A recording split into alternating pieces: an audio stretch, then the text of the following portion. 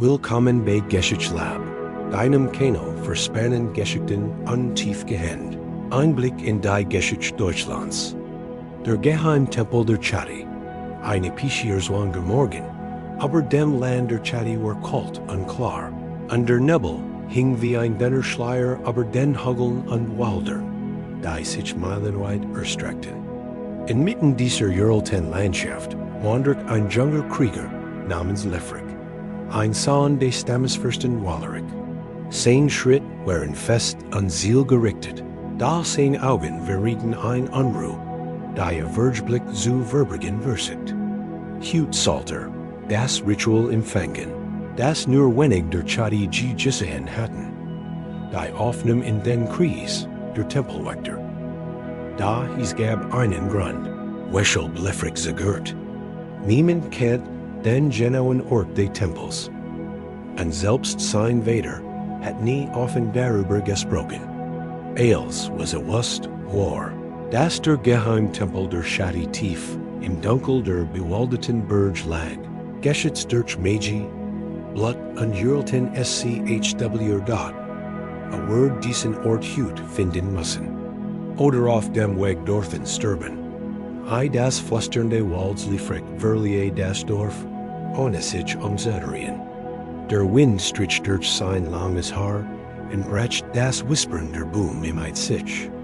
Manch sagten, sehen Stimmen der Ahnen. Und der behaupteten, sehen Geister, die über das Land wachten.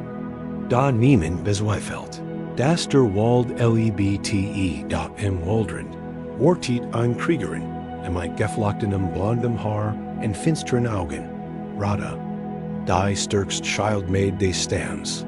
Du gehst also wirklich. Sagt sie, ich habe keine Wahl, antwortet Leifrik ruhig, Rada schnaut. Jeder hat ein Wahl, nur wenig an den Tod. Dann hoffe ich, zu den wenigen zu gehören, die zurückkehren. Rada sah tief in die Augen. Wenn du zurückkehrst, werde ich dich begleiten.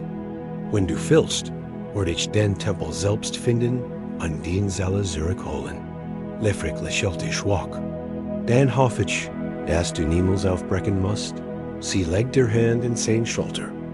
Die Geider sehen mit ihr, Leifrik der mutig. Dann verschwand sie im Nebel.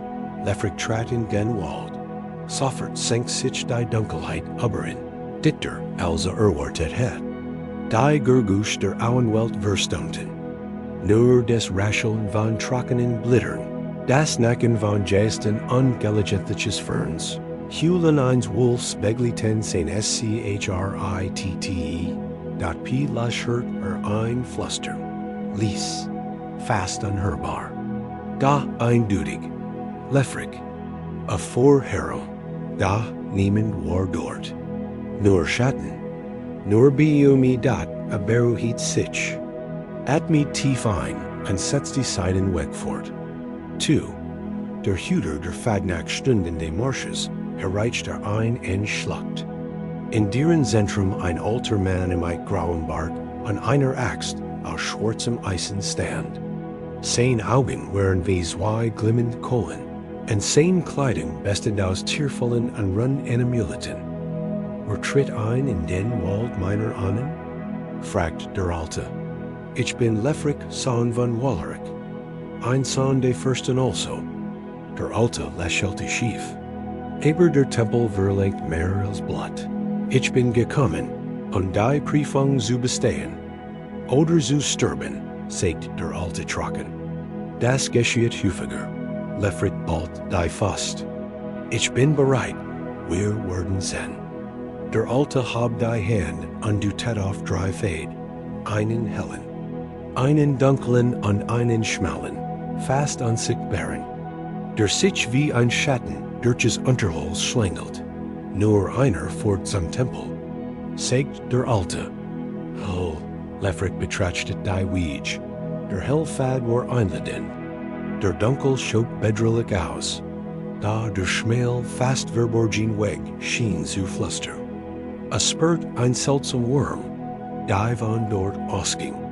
Dieser, sagt Leifrik und du tat auf den schmalen PFAD dort, der alte nicht zufrieden. Du erst also schon, was? Den Tempel. 3.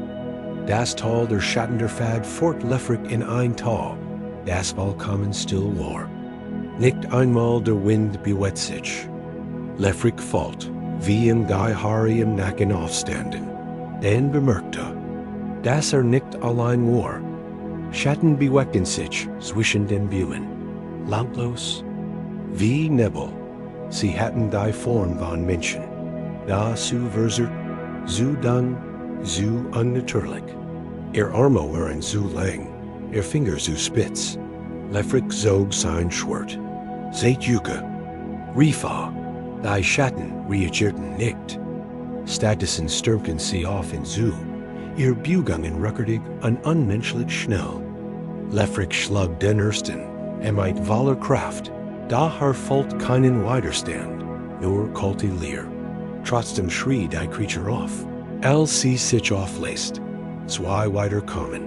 Sie griffen von allen Seiten und Lefrik wich aus, rollt über den Boden. Richtig schläg, die wie kalter Wind über sein Haut fuhren. Sein Atem wurde schneller. Sein Hand zitterten, daher Kampfeider. Schläglich stieß einen Kriegsruf aus, der tief aus seinem Inneren kam. Ein Kraft durchströmt seinen Körper. Ein Kraft, die nicht von ihm selbst stammt. Mit einem letzten Schrei stieß das Schwert in die Erde.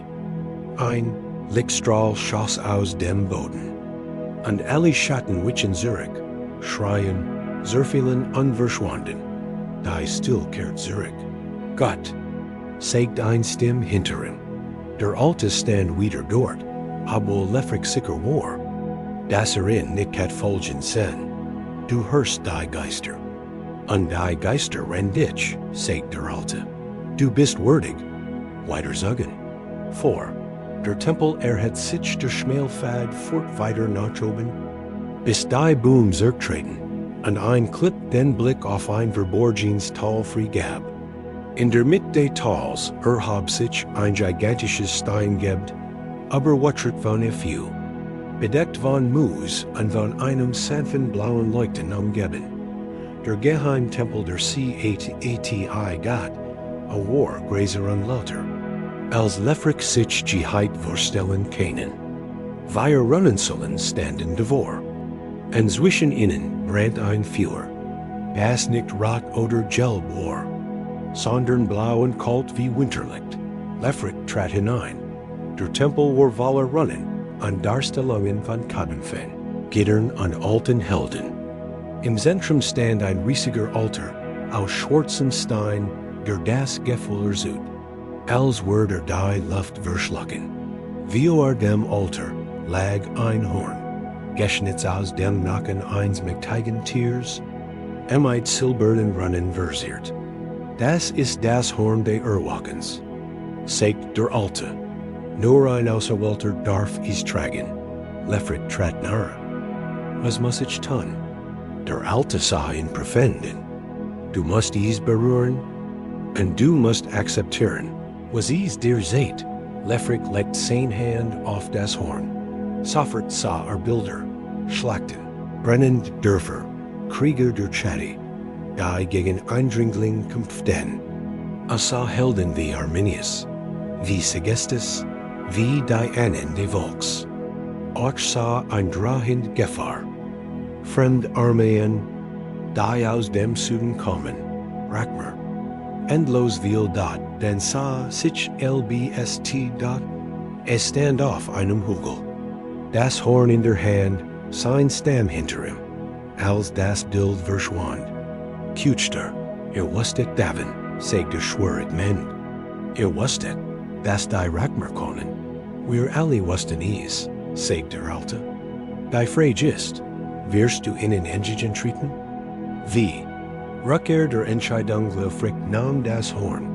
Das blaue Feuer im Tempel leuchtet auf, als würde es seine Entscheidung anerkennen. Der Alte nickt zufrieden. Dann bist du nun ein Tempelwächter. Auf dem Rückweg fand Rada in bereits wartend im Waldrand. Ihr Augen weiten sich, als sie das Horn sah. Du hast dies Geschäft? Ja, sagt Lefrik. Aber der Preis war hoch. Was hast du in Tempel gesehen? Fragt sie, sah sie en entschlossen wie nie zuver. Krieg. Rada nickt langsam. Dan salten wir die Chatti versammeln. Lefrik Tratner. Hab das Horn. An mighty einem tiefen Atemzug bläser hinein. Der Klang halt durch die Berg, durch die Wälder. Durch jedes Dorf der Chatti. Ein Sturm hab sich dat ein Land. ERWACHTE. Dort an in den Schatten des Walls fetten sich die Augen der Ahnen. Der geheim Tempel der Chatti hat seinen neuen Wachter geholt. End. Das war's für heute bei GESCHICHTELAB. Wenn dir das Video gefallen hat, vergiss nicht, einen Like zu lassen, einen Kommentar zu schreiben an unseren Kanal zu abonnieren. Bis zum nächsten Mal und bleib neugierig.